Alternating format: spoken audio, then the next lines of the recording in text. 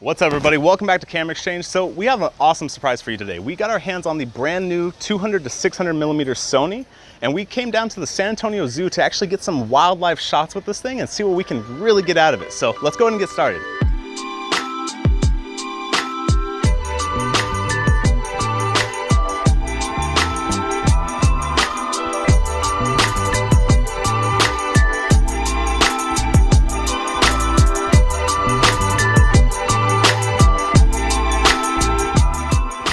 All right, so the first place I want to start off with this lens is the fact that it feels great. It's super evenly weighted and it's also very streamlined. The ergonomics feel great on it. I can go from my focus to my zoom without really moving my wrist too much, so that doesn't cause a lot of shake. Now it's even weighted, which is nice. I don't have a huge front element weighing me down and kind of throwing my zoom all over the place.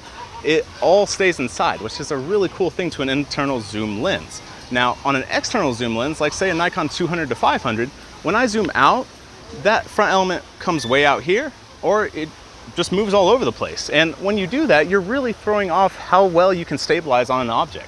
So it really throws me off my game. I do love internal zoom lenses. It makes a huge difference for me for any kind of sports, wildlife, doesn't matter what you're doing. Now, another big key feature to this is the fact that the throw on that zoom ring is super short. I can go from 200 to 600 just like that. It's super easy, and I gotta say I love it so far. So let's keep going.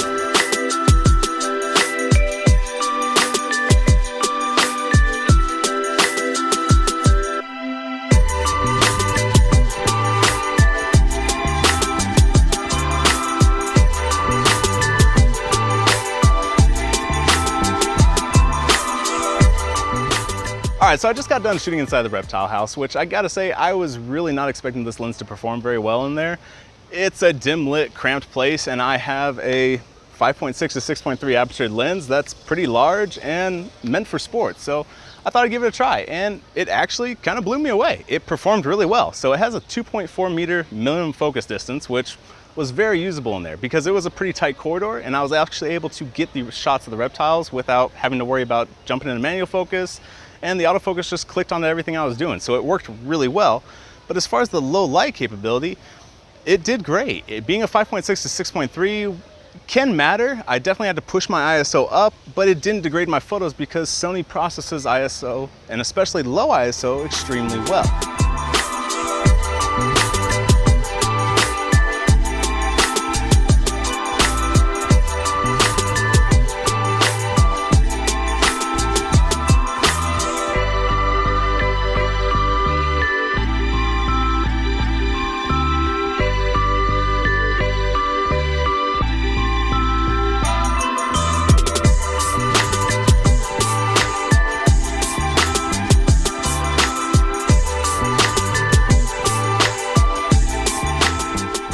So now, while this lens was formatted for full frame, you can also put it on APS-C style cameras from Sony, which makes it a very effective sports photography lens because instead of being a 200 to 600, you're now at a 300 to 900mm, which is awesome. Just out of camera, you have 300 to 900mm, 5.6 to 6.3. Now, additionally, you can also put a 2x converter on top of that already 1.5 crop, giving you a, all in all, 600 to 1800mm f11 to 13 lens, which is just beautiful to have. 1800mm can capture so much, and you're at beautiful resolution with the Sony optics. So I mean, it's just hands down, APS-C full frame, you can go either way. It's gonna perform.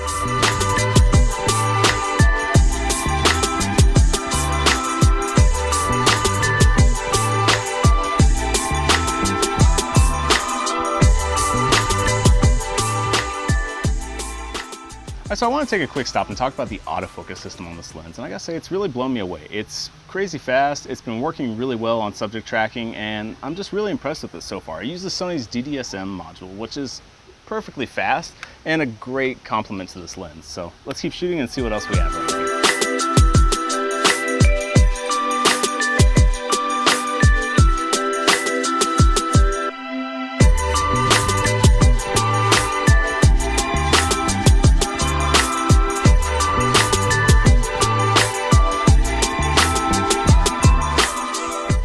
All right, so I just shot the zebras and giraffes, and I got lucky enough that they were all pretty close to me and had enough background behind them that I was able to get some pretty good bokeh on there. And I gotta say, with having the 11 rounded aperture blades, the bokeh looks really smooth and creamy on this. I'm pretty happy with it so far. All right, so that's gonna wrap up our hands-on review of the brand new Sony 200-600mm, and I gotta say this lens is beautiful. It performed all day today in the hot Texas heat, and it just wouldn't stop. The autofocus was on point. The weight really isn't that bad at all. It's a lightweight lens on a mirrorless platform. You can't ask for a whole lot more, really. You really can't.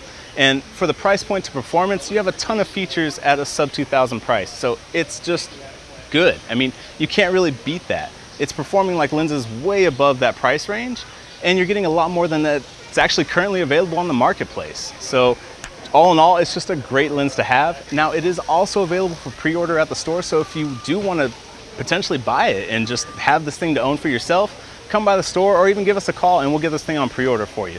So that's gonna wrap up our video. Make sure you check us out on Facebook and Instagram as well. Show us some love there, and we'll see you guys next time.